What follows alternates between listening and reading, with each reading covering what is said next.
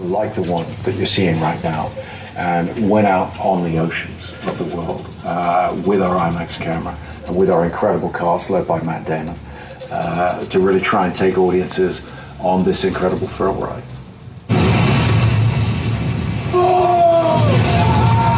The Odyssey in theaters July 17. Christopher Nolan shot almost all the Odyssey on fantastic locations around the world, including Scotland, Morocco, and Iceland. Principal photography wrapped up right here at Falls Lake with that very ship you're looking at in the water. After enduring all the challenges on location, like freezing temperatures and rain, Matt Damon and the crew joked that they would have had an easier time filming here in the controlled environment of our studio lot, only to find out that with two big jet engines blasting water at them, they were just as cold and wet being on the ship here at Falls Lake as they were in the real ocean.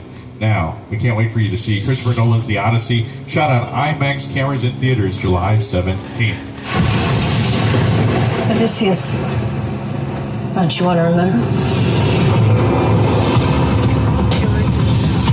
I remember a wife, a son. I can still save them.